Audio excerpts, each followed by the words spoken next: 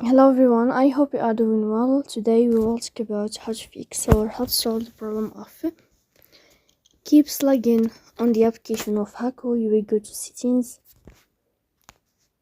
In this page you will click on apps, not here. You will go to apps as you see and you will click here.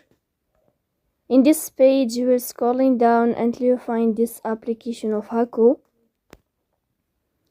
Then you will click on first stop and you will click OK.